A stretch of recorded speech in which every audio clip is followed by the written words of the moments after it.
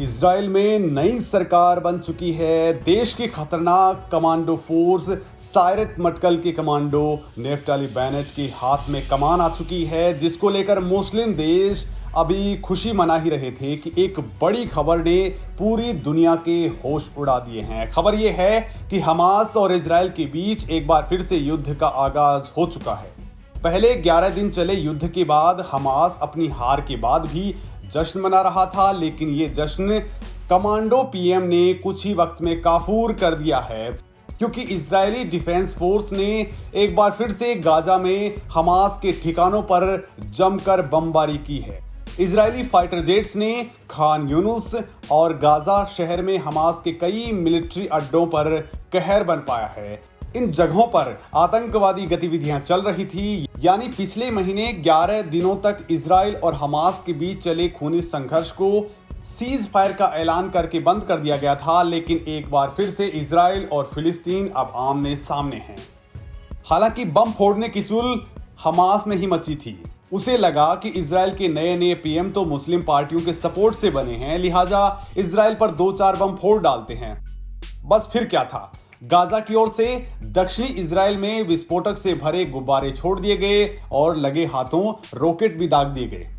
लिहाजा इजराइल की फौज ने भी आव देखा न ताबड़तोड़ हवाई हमले शुरू कर दिए। लगे हाथों इजरायली डिफेंस फोर्स ने धमकी दे डाली कि इजरायली फोर्स ऐसी किसी भी परिस्थिति के लिए तैयार है, फिर चाहे गाजा स्ट्रिप की तरफ से आतंकवादी गतिविधियों के रूप में युद्ध को दोबारा ही क्यों ना शुरू करना पड़ जाए। वैसे कुछ एक्सपर्ट इसे बेनेट के रुतबे के तौर पर भी देख रहे हैं, जिन्होंने आते ही हमास को याद दिला दी है कि वो अगर उसे छेड़ने की कोशिश करेगा तो वो उसे छोड़ने वाला नहीं है, लिहाजा वो अपना सिर ना उठाए। फ्लैग मार्च से बनी तनाव की स्थिति। दोस्तों, इससे पहले मंगलवार को पूर्वी यरूशलेम में दक्षिणपंथियों ने फ्लैग मार्च निकाला था। इससे वहां तनाव की स्थिति पैदा हो गई। पहले ये मार्च 10 जून को निकाले जाना था, लेकिन तनाव की स्थिति को देखते हुए इसकी तारीख को आगे बढ़ा दिया गया। मार्च के पहले हमास ने घोषणा की थी कि अगर यरूशलेम मार्च निकाला गया तो वो अल अक्सा मस्जिद की हिफाजत के लिए रॉकेट दागेगा। दरअसल अरब देशों के साथ 1967 में 6 दिन चले युद्ध में इजराइल की जीत हुई थी, जिसके बाद पूर्वी यरूशलेम पर इजराइल का कब्जा हो गया था। इस जीत की याद में कट्टर यहूदी हर साल मार्च निकालते हैं। यरूशलेम मार्च पारंपरिक तौर पर यरूशलेम दिवस यानी यहूदी कैलेंडर के हिसाब से 28 ईयार को मनाया जाता है। इजरायली सेना का कहना है कि उसने हमास के इलाकों में हवाई हमले किए और अब वो इसके बाद हर परिस्थिति का सामना करने को तैयार है, क्योंकि पिछले महीने 11 दिनों तक चले इजराइल हमास युद्ध का अंत एक सीज फायर के तौर पर हुआ था। लेकिन इजराइल और गाजा एक बार फिर से आमने सामने आ चुके हैं। इजराइल द्वारा किया गया ये हमला सीज फायर समझौते के बाद की सबसे बड़ी घटना है। वैसे दोस्तों, जो 11 दिन तक हमास और इजराइल के बीच युद्ध चला था, वो एक दशक के भीतर चौथा बड़ा युद्ध था, जिसका अंत 21 मई 2021 के दिन एक सीज फायर समझौते के रूप में हुआ था। इस सीज फायर समझौते का अब अंत होता नजर आ रहा है। इस युद्ध में इजराइल और हमास दोनों ही ओर से सैकड़ों हवाई हमले किए गए, जिसमें 250 से ज्यादा लोग मारे गए थे और इनमें ज्यादातर फिलिस्तीनी थे।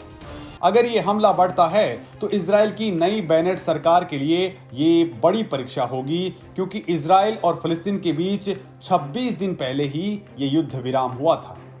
लेकिन इस एयर स्ट्राइक से इजराइल के नए प्रधानमंत्री नेफ्ताली बेनेट ने क्लियर कर दिया है कि वो फिलिस्तीन और हमास के प्रति हमदर्दी नहीं बल्कि बेहद सख्त नीति रखने वाले हैं।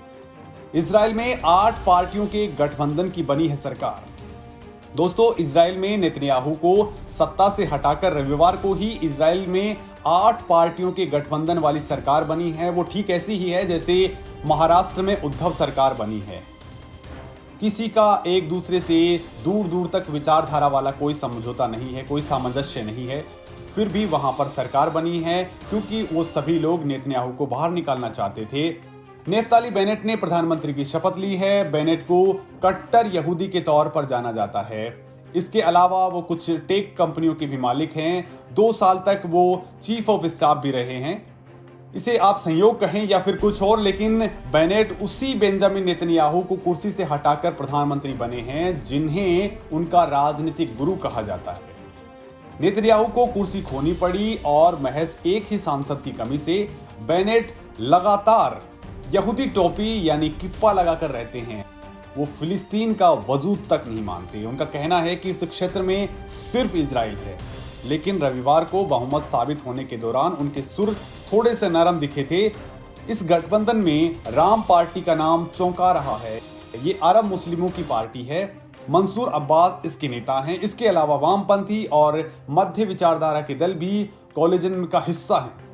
बेनेट अब ऊपरी तौर पर अरब इजरायली मुसलमानों के विकास और शिक्षा की बेहतरी की बात कर रहे हैं। हालांकि जानकार मानते हैं कि वो अंदर से आज भी इजरायली फोर्स के एक कमांडो ही हैं, जिसे हमास और मुस्लिम जिहाद ग्रुप तो फूटी आंख भी नहीं सुहाता है।